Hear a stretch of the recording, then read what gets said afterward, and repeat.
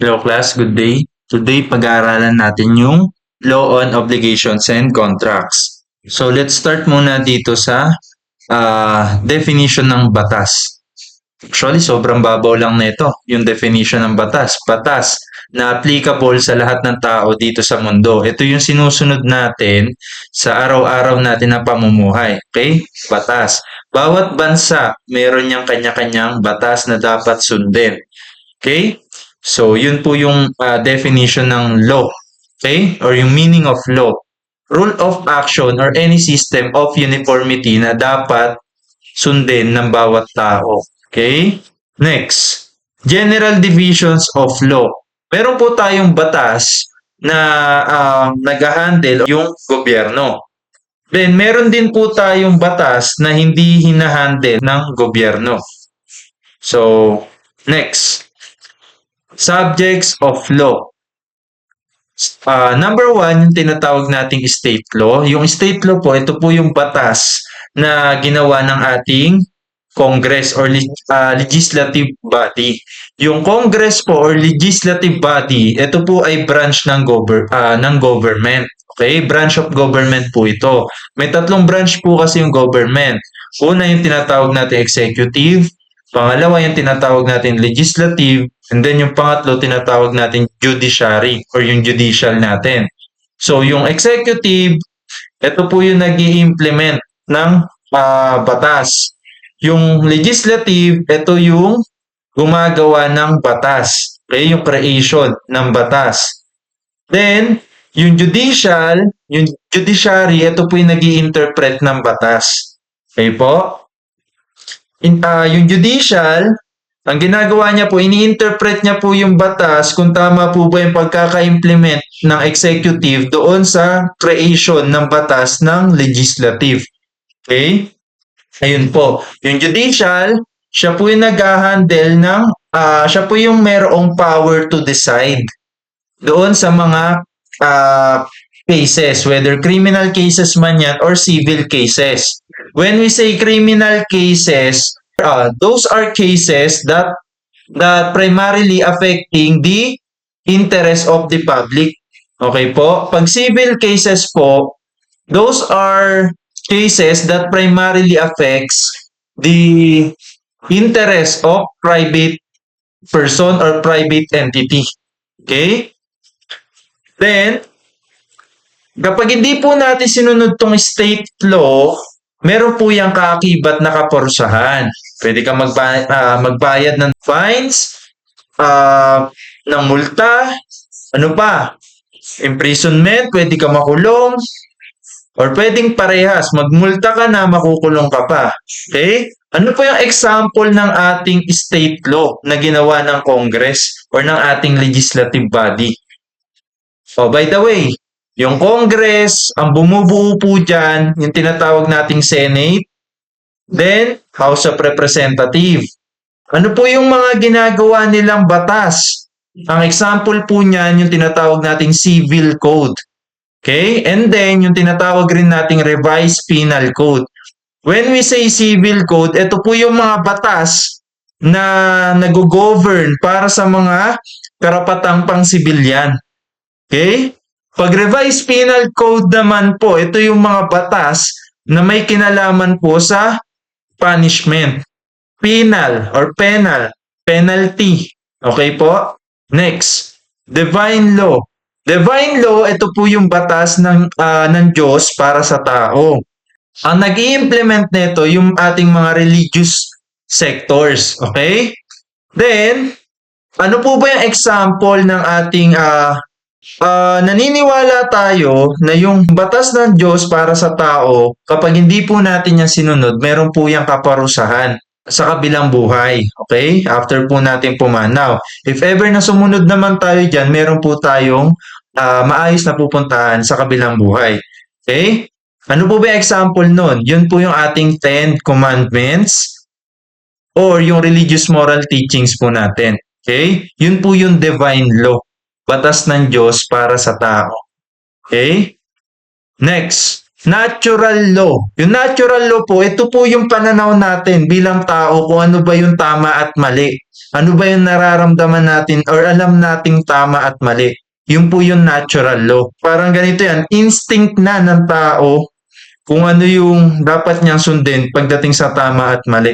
Okay po? Yung next naman po natin yung moral law. Po yung batas na sinusunod ng society. Ano po ba yung nakasanayan? Ano po ba yung madalas ginagawa sa community? Okay? Ito na yung mga paniniwala na dapat ito yung tama, ito yung mabuti, based sa society. Yun po yung tinatawag nating moral law. Kung sakaling hindi natin sundin yun, pwede tayong ikahiya ng society, or hindi na tayo pagkatiwalaan ng mga tao sa paligid natin, sa community natin. Okay, yun na po yung tinatawag nating moral law.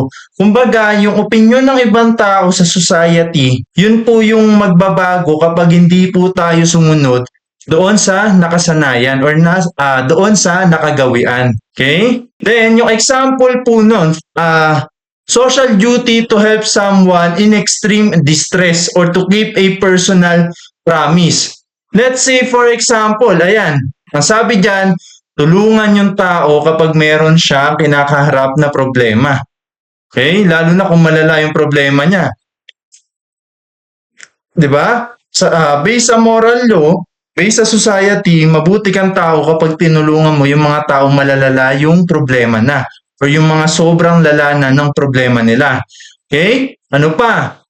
Kung kaya mong panindigan yung mga pangako mo, syempre, sa mata ng society, o kinabibilangan mo now, meron kang paninindigan sa mga pangako mo. Okay? Or maayos ka kausap. Ganun po yung nun, effect nun. Okay? Positive po yung magiging tingin nila sa'yo pag ganun ka. Kapag hindi ka sumusunod sa mga pangako mo or hindi ka tumutupad sa mga pangako mo, hindi ka marunong tumulong doon sa tao, sa paningin ng society, hindi ka okay. Hindi ka pwede pagkatiwalaan, ikakahiya ka, igigil trip ka nila, 'di ba? Magiging pangit yung opinion nila sa'yo. Okay? Kumbaga, yun yung magiging sanction mo. Yun yung magiging effect nun kapag hindi ka sumunod sa moral law. Yung moral law po, hindi ito naiaakyat sa korte. Okay? Based lang kasi ito sa paniniwala or sa tradisyon.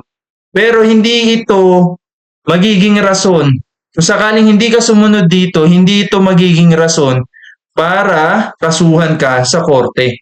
Okay? Para kasuhan ka. Hindi po ganun. Next. Physical law. Yung physical law po natin, ito yung physics. Ayan, law of physics. Kumbaga ganito. Let's say for example, hinipan ko yung papel. Magmo-move yan. Gagalaw yan. Okay? Yung dahilan nun, meron akong umihip ako. Yung effect nun, gagalaw talaga yon. Okay? Parang ganito yan. Pag physics, kapag meron kang ginawa, meron po yan direktang epekto. Okay? Normal na yon dito sa universe. Hindi na yun basta-basta mababago pa. Kumbaga, ito yung reaksyon ng mga bagay-bagay kapag ito yung nangyayari sa paligid. Okay po? Yun po yung physical law. Kung ano yung nangyayari sa paligid, ito yung magiging reaction ng bagay na yon. Diba? Parang automatic na siya. Okay po? Characteristics of law. Meron po tayong 4. Ginawan ko ng mnemonics. Crap. Yung letter C, common observance and benefit. Applicable po ito para sa lahat, para sa general public. Hindi po ito para lang sa mga private individual or sa specific group lang. Hindi po ganun. Para po ito sa lahat. Kailangan po nila i-observe yung mga ginagawa nila na naaayon pa rin dapat yon sa batas. Okay? Walang pinipili. Common observance. Lahat po damay. Okay? And benefit, syempre, para sa lahat din. Yung batas, dapat para sa lahat. Benefit ng nakararami, hindi para sa benefit lang ng iilan. Okay? Then, rule of conduct. Ibig sabihin ng rule of conduct, ito yung kailangan mong gawin at hindi mo dapat gawin. Then, most commonly, nakafocus to sa ating external acts. Ibig sabihin, kung ano ba yung nagre-reflect doon sa ginagawa natin. Okay? Yung batas, nakadepende siya dun sa bagay na ginagawa natin. Dun siya magte-take effect. Hindi po dun sa bagay na iniisip lang natin. Hanggat hindi nagre-reflect yung iniisip natin dun sa action na ginagawa natin, hindi po hindi po magte-take effect dun yung batas. Kasi ang batas, nakadepende po dun sa ginagawa natin. Kung ano yung iniisip natin na ginawa natin, dun po yung titingin. Hindi po doon sa nasa isip lang natin pero hindi naman natin ginawa. Okay po? Ganun po yun. Next, obligatory. When we say obligatory, kapag hindi mo to sinunod, syempre meron niyang kaparusahan. 'Di ba? Yun lang naman yun eh. Kaya obligatory. Kumbaga, lahat ng nasasakupan nito, kung kanino po ito magte-take effect, yung batas na to, dapat sumunod po sila. Kasi kapag hindi sumunod, meron pong kaparusahan, meron pong sanction. Okay? Pwedeng penalty, fines, multa, imprisonment, pwede pong ganun. Yung maging kaparusahan kapag hindi po sumunod. Okay? Then, next is yung promulgated by legitimate authority. Ibig sabihin po, ini-implement lang itong law ng mga lehitimong otoridad. Dito sa Pilipinas, ang lehitimong otoridad na nag-i-implement nito, syempre yung ating government. Una, yung national government. Yung pangalawa is yung ating local government. Yung national government natin, ito yung nag-i-implement ng batas para sa kabuuang bansa natin. Okay? Okay, parang ganito. Yung national government, yan po yung nag-i-implement ng batas para sa buong bansa. National nga ni. Okay?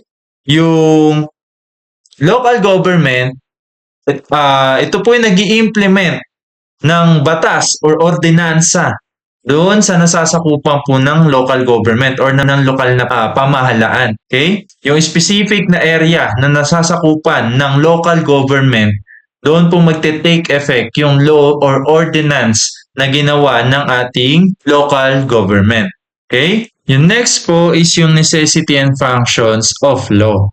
What would life be without law? Na-imagine nyo po ba kung ano yung magiging lagay ng ating bansa or ng ating komunidad kung walang batas? Parang ganito yan. Parang, for example, okay na lang ang pumatay, okay na lang ang magdroga, parang ganun po yung lalabas niyan pag walang batas. Okay? Magkakagulo po kapag walang batas. What does law do? Siya yung nagsisilbing tagapamagitan para maresolba yung mga kinahaharap na problema ng society or ng ating komunidad or ng ating country. Okay po? What is our duty as members of society? Syempre, simple lang. Kailangan natin sumunod. Kapag hindi natin yan sinunod, syempre, merong sanction, merong kaparusahan. So, para hindi tayo maparusahan, kailangan natin sumunod. Diba? Ganun lang po yung kasimple. Gagawa pa ba ng batas kung hindi rin naman susundin? 'Di ba? So, ganun po. Yung next po natin is yung sources of law. Una po sa listahan yung tinatawag nating Constitution or yung ating 1987 Philippine Constitution. Ang gumawa po niyan, tayo ring mga Pilipino. Okay? Tayo po ang gumawa ng Philippine Constitution natin, ha? Then, lahat po ng batas na nakabase sa konstitusyon, hindi po pwedeng sumalungat yan sa ating Philippine Constitution. Bakit po? Kasi ang Philippine Constitution po natin or ang ating 1987 Philippine Constitution, siya po ang supreme among all laws. Okay? Kapag meron pong sumalungat na batas sa kanya, mapapawalang bisa po yung batas na yon. Dahil ito po ang pinaka dapat masunod, ang ating 1987 Philippine Constitution. Okay? Nagawa po ito nung time ng after nung 1986 People Power Revolution. Okay? Nagawa na po itong 1987 Philippine Constitution after po nung 1986 People Power Revolution. Okay? Yung laman po ng ating 1987 Philippine Constitution is yung powers ng government. Ano ba yung sakop ng kanilang kapangyarihan? Ano ba yung scope ng kanilang trabaho na dapat gampanan? Okay? Nandito po yun makikita sa Philippine or sa 1987 Philippine Constitution. Yung kapangyarihan po ng executive branch natin, yung legislative branch natin, yung judicial, kung ano po yung mga dapat nilang gawin, yung sakop ng kanilang responsibilidad, yung dapat dito po yun makikita. Okay? Then, laman din po neto ng ating 1987 Philippine Constitution, yung Bill of Rights. Makikita po yun sa Article 3 ng ating 1987 Philippine Constitution. Okay? Nandun po yung ating mga basic na karapatan bilang mamamayang Pilipino na hindi pwedeng basta i-bypass ng ating gobyerno. Okay? So, yun po. Yung next po natin is yung legislation. Yung legislation po, ito po yung ginawang batas ng ating Congress. Okay? Or ng ating legislative body. Sila po yung gumagawa ng batas na naatasan based sa ating 1987 Philippine Constitution. Sa Congress po na-assign yung paggawa ng batas. Okay? Then, yung Congress po, binubuo ng Senate and House of Representatives. Senate, Upper House. Lower House, House of Representatives. Okay? Then, yung batas po na ginagawa ng Congress, yun po yung other na tawag po doon is statutes or legislative enactments. Okay? Batas, law, statutory law. Okay? Congress po yun. Yung may gawa ng batas na yon. Pag sinabing statutory law, statutes, or legislative enactments, Congress po ang may gawa ng batas na yon. Okay? Yung legislation po ay formally written down as bills. Ibig sabihin, kailangan po merong draft na magmumula doon sa Congress. Then, pagdedebatihan po yan, pagdidiskusyonan sa Kongreso, after po niyan, magbobotohan po yung Kongreso kung iaakyat po yan sa Presidente. Ngayon, pag inakyat na po yan sa Presidente, yung Presidente naman po yung may right para i-approve or i-veto yung proposal nung batas na yon. Yung Congress po, yung legislation na ginawa ng Congress, yung batas na ginawa ng Congress, bago yan mabuo, dapat formally written down po yan. Ibig sabihin, meron pong dokumento, meron pong draft na ginawa yung Congress. Okay? Then, pagdedebatihan po yan sa loob ng Kongreso. Then, kapag inaprubahan po yan ng Kongreso, iaakyat po yan sa Presidente. Okay? Pag inakyat na po yan sa Presidente, nasa Presidente na po ang desisyon kung i-approve yan or i-veto. Ibig sabihin, hindi in-approve. Okay? Pag binito. Yung legislation po, yung batas po na ginawa ng Kongreso or ng ating legislative body is mas mababa po yung rank nun. Kumbaga doon sa ating, kung i-compare po natin yan sa ating 1987 Philippine Constitution. Parang ganito lang po yan kasimple. Yung pinakamataas na ranking natin ng batas manggagaling sa 1987 Philippine Constitution. Yung susunod po doon, yun na po yung ating, yung ating legislation, yung batas na ginawa ng Kongreso. Okay? Then, ano po ba yung sanction kapag hindi po nasunod itong legislation, yung batas na ginawa ng Kongreso? Siyempre, pwedeng multa, pwedeng pagkakakulong kung sakaling ma-violate yung batas na ginawa ng Kongreso. Okay? Basta ang goal natin dito, maunawaan natin na yung legislation ay gawa ng Kongreso. And then dapat yung legislation na to or yung batas na to, dapat align pa rin siya doon sa ating 1987 Philippine Constitution. Okay po? Kailangan wala po yung conflict sa ating Philippine 1987 Constitution. Kasi kung ay ang ginawa ng Congress ay salungat doon sa ating 1987 Philippine Constitution, ito pong legislation na to or yung batas na ginawa ng Congress, mapapawalang bisa po yan. Okay? Next. Ano po ba yung example ng ating legislation?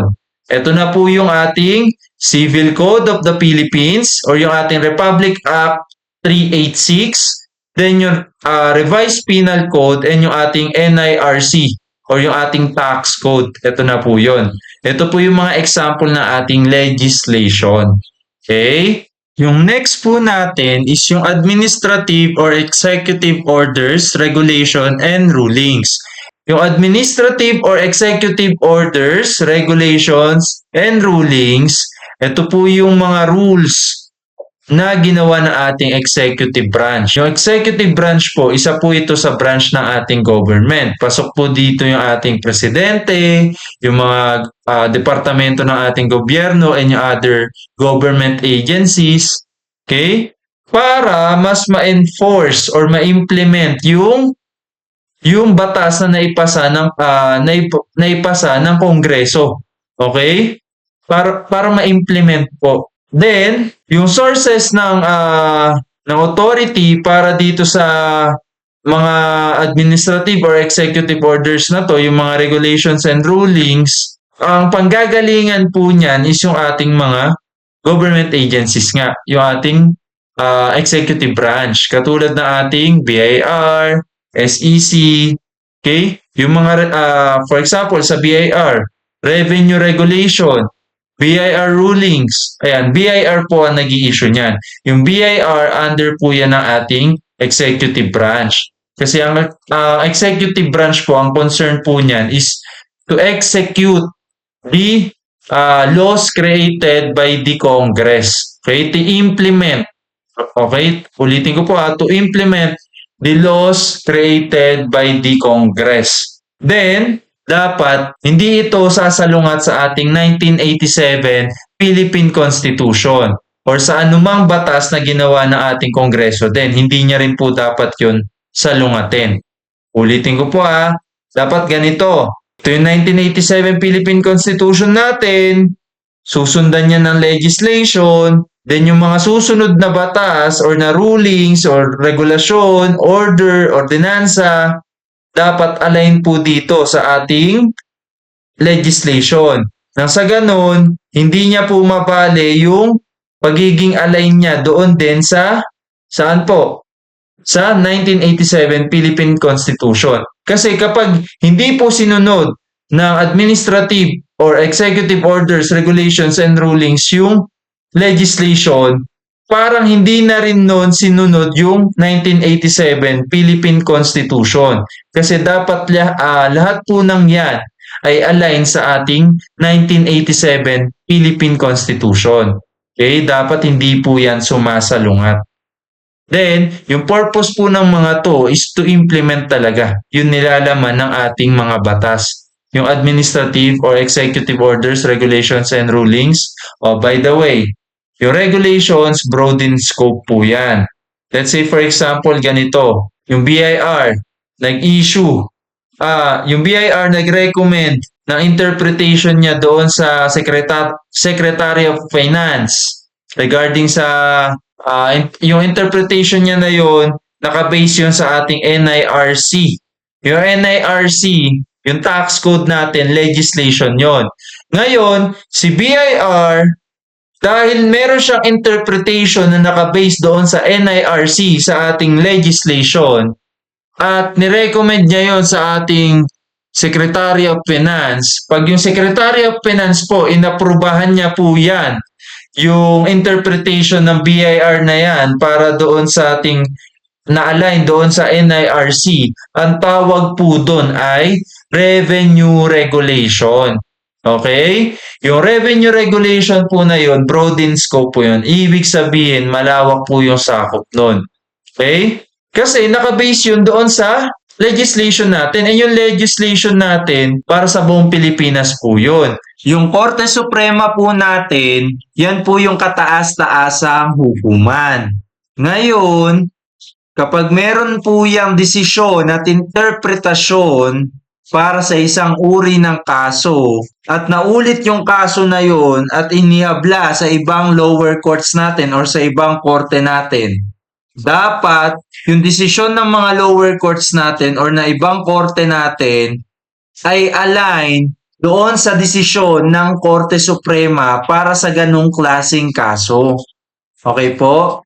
Kasi kaya nga po yan, Supreme Court, kataas-taas ang hukuman, yan po ang dapat masunod. Okay? Kung ano ang desisyon ng Supreme Court para sa ganong klaseng uri ng kaso, ganun din po dapat ang sinusunod ng ating mga lower courts or ng ibang korte natin. Okay? Para ma-maintain ang stable na legal system. Okay? Predictable and fair para sa lahat. Then, syempre, yung korte natin, hindi naman yan gumagawa ng batas. Ini-interpret lang ng korte natin yung mga batas na ginawa. Kasama na dun yung ginawa ng Kongreso. Okay? Pinapakita ng korte kung paano ina-apply yung mga batas na yun doon sa mga kaso. So, yung next po natin is yung custom. Yung custom po, ito na yung mga nakagawian, tradisyon, matagal nang ginagawa, widely accepted, ibig sabihin tanggap na ng nakararami at sinusunod na ng komunidad. Ngayon, pwede po itong pwede po ito maging batas. Kung sakasakali na ma-meet niya po yung criteria.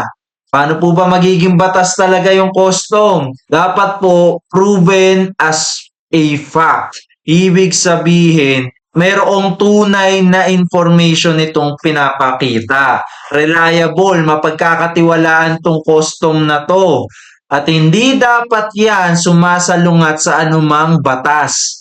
Public order or public policy, dapat align pa rin po yan doon.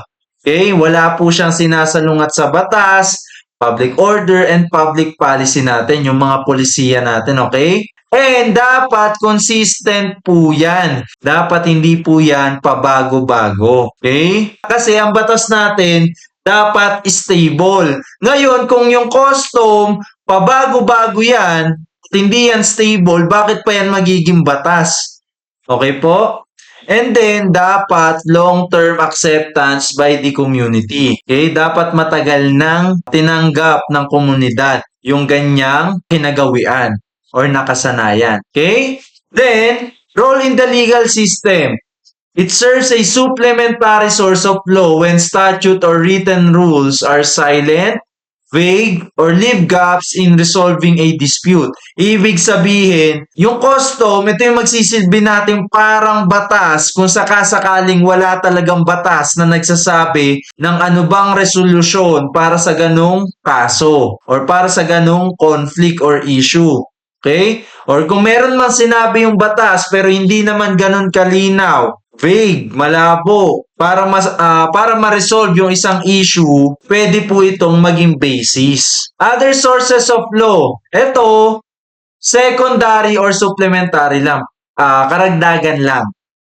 Pero, hindi naman talaga ito yung pwedeng pumalit sa mismong batas natin. Hanggat merong batas, yun yung masusunod. Pero yung other sources of law, for example, mga legal principle, writings, hindi pa po yun batas. Basta, yung mga secondary legal principle na yan or mga supplementary legal principle na yan, yung mga legal advice na yan, dapat po, promote niyan yung justice and equity. Kung ano po ba yung talagang nararapat. Dapat, fair enough yung mga yan para kahit papano ma-persuade, ma-convince po yung judge. Yung other sources of law, hindi naman po talaga yan strictly binding. Pero kung sakaling, ayan po yung gamitin ng judge as basis doon sa isang kaso dahil wala namang sinabi yung batas or malabo yung pagkakasabi ng batas, pwede po, okay? Kasi legal advice pa rin yun. Meron pa rin professional judgment na kaakibat yun. Okay? Pero hindi naman po pwedeng pilitin yung judge na yun yung piliin. Kasi hanggat nakasaad sa batas, yung dapat niyang sundin para doon sa isang kaso, yun po yung susundin. lalong-lalo na kung matagal nang merong desisyon yung Korte Suprema para sa ganong klaseng kaso. Okay? So, yung other sources of law, tandaan nyo po, secondary lang yan. Mga legal principle, mga legal advice, writings, okay? Rules in case of doubt in interpretation or application of laws. Ibig sabihin yan, kung walang batas na nagsasabi ng resolusyon para doon sa isang kaso or issue, ang isipin mo lang, ano ba yung nararapat? Ano ba yung fair? Ano ba yung katanggap-tanggap? Ano ba yung equitable sa bawat isa? Ibig sabihin, anong patas na dapat sundin? Kung ano yung nararapat. Okay? Kasi yun lang rin naman yung objective ng ating mga batas na naipatupad. Sinusunod lang nun kung ano yung nararapat. And dapat justifiable yung judgment. Kasi yun lang rin naman ang purpose ng ating batas. Kung walang batas na nagsasabi, isipin mo na lang kung ano ba yung nararapat. Yung next naman po natin, yung organs of social control. Yung batas natin, ginagamit yan para makontrol yung publiko. Let's say ganito, kung walang batas, pwede gawin ng isa yung gusto niyang gawin sa iba. Ngayon, para mapigilan yun at hindi basta-basta makaagrabyado yung isang individual doon pa sa ibang tao, nandyan po ang batas. Okay? Para mapigilan yung ganong klaseng behavior ng tao na kayang maapektuhan yung ibang tao, lalo na yung publiko, meron po tayong batas. Okay? Tagapigil ng mga ganong pag-uugali. Then, syempre, yung batas, hindi lang naman yan yung way para makakontrol ka ng behavior ng tao. Meron pa tayong ibang way para makontrol yung behavior ng tao. Hindi lang yung batas na applicable sa buong mamamayan na sakop ng gobyerno natin. Para makontrol pa yung behavior ng isang tao, bukod sa batas, kung sakasakali nakasama yung isang tao na yan or individual na yan sa isang organisasyon, pwede po siyang tanggalin. Kung sakaling may makumit siya, may magawa siya na isang bagay na hindi naaayon doon sa polisiya ng organisasyon na yon. So, syempre, kung yung tao na yon ayaw niya matanggal doon sa isang organisasyon na sinalihan niya, magtitino siya, susunod siya sa polisiya. 'Di ba? Makokontrol yung pag-uugali niya na hindi ka nais-nais o hindi akma doon sa organisasyon na sinalihan niya. Okay? Then, syempre, kapag yung tao hindi sumunod doon sa polisiya ng organisasyon na sinalihan niya or hindi siya sumunod doon sa batas, magkakaroon po tayo ng sanction para doon sa tao na yon. Meron yung kaparusahan. Okay? Yung kaparusahan na yon, it can be remedial or penal. When we say remedial, yung kaparusahan, yan yung magsisilbing compensation doon sa taong naagrabyado. O pwede rin naman na penal or penalty, ayan yung ipinapataw na kaparusahan dahil meron kang na-violate. Okay? Para hindi mo na siya gawin. Para ma-discourage ka na hindi mo na ulitin. Okay?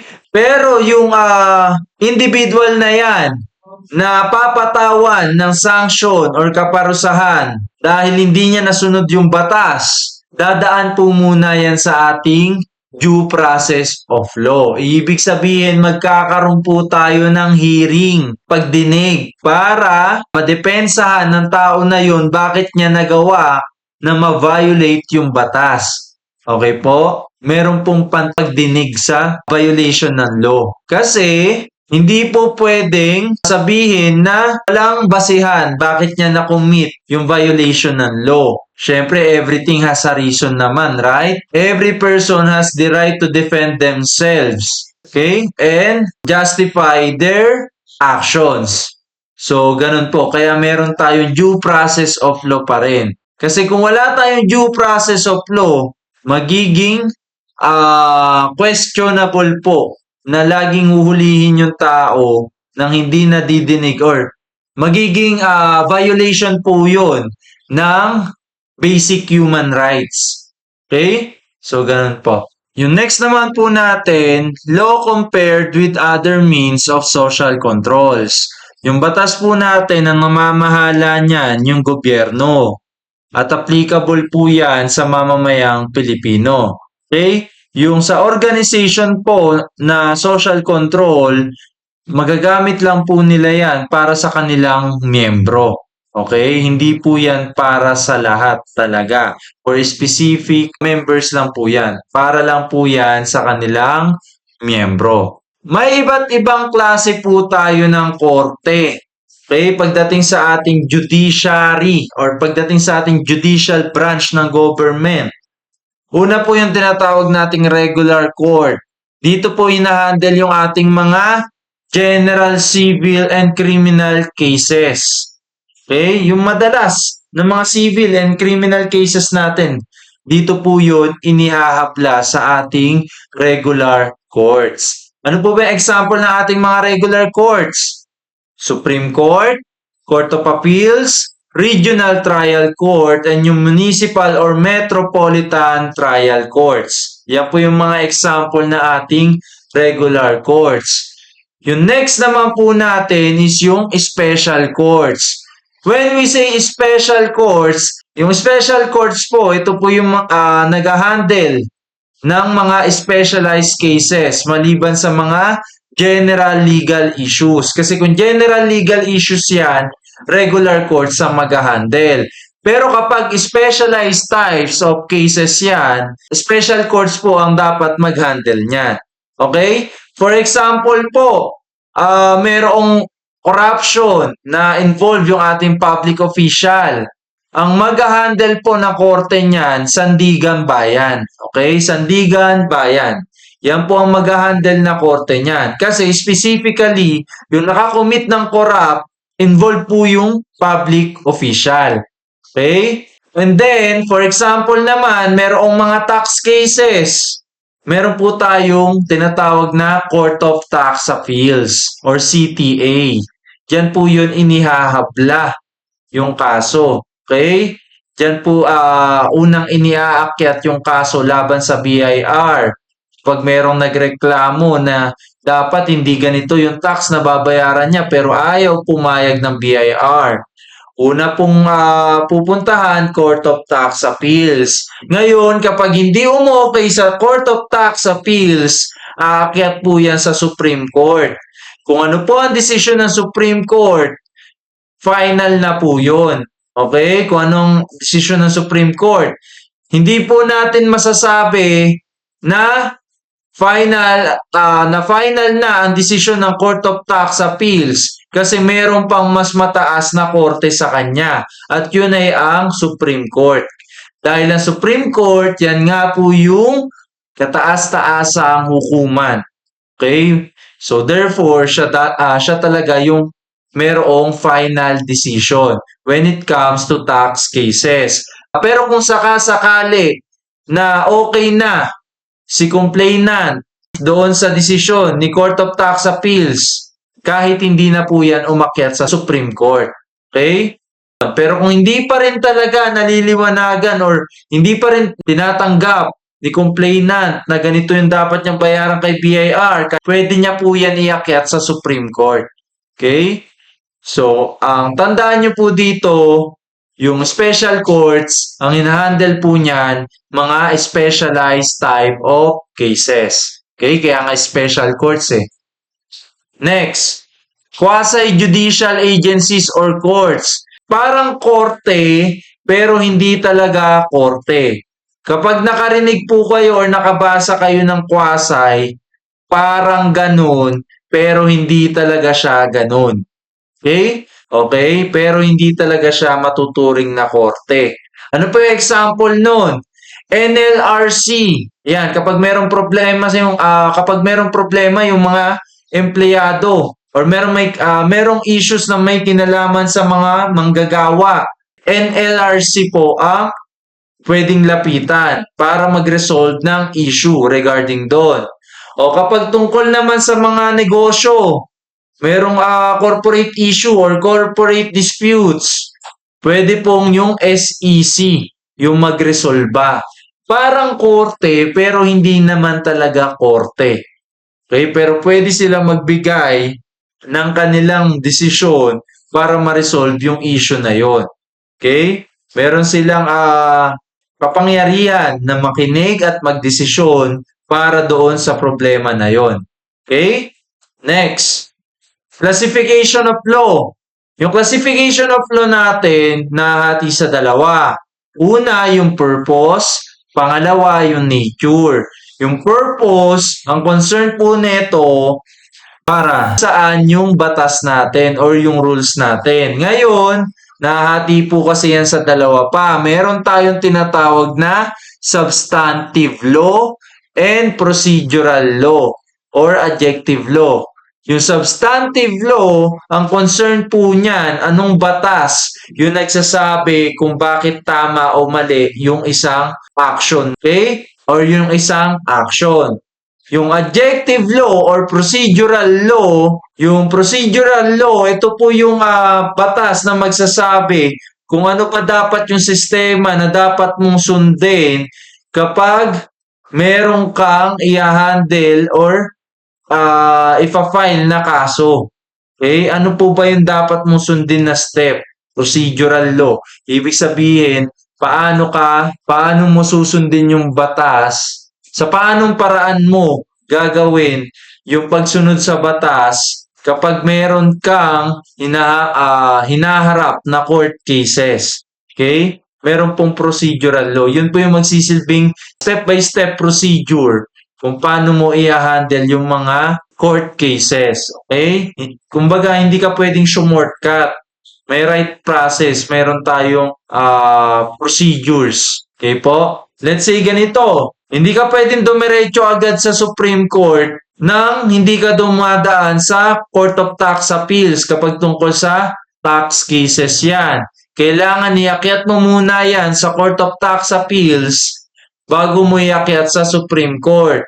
Hindi mo pwedeng i-bypass. So, yun po yung example ng procedural law. Kapag sinabi namang nature, sino yung involved? Publiko ba or yung pribado? Una, kapag public law, ibig sabihin affected yung publiko. Okay? Involved yung public. Ibig sabihin, ito yung mga batas na involve yung government and yung publiko. Yung batas na to, poprotektahan po nito yung publiko tsaka yung kapangyarihan ng gobyerno. Okay? Public law po yun. Ano po ba pag sinabing crime? Ganun lang kasimple. Naaapektuhan mo yung public. Crime po yun. You affect the public interest, you compromise the public interest, that's a crime. And a crime is being handled by the public law. Okay? Next, private law. Ito po yung mga rules or yung batas natin na nagre-regulate ng mga private conflict. Let's say, for example, business matters, family agreements, or contracts. Private people. Okay? Yung affected po nito. Private people or private entity. Okay? Where it applies, national or international. Meron po tayong national law. Rules that only applies inside one country, like Philippine law. Kaya nga tinawag na Philippine law. Nag-a-apply lang po yan dito sa Pilipinas. Okay? Yung jurisdiction niyan, dito lang. Yung nasasakupan niyan. Okay? Pag international law, kasama po yung ibang countries. Okay? Hindi lang isang bansa ang affected. So, yun lang. Salamat.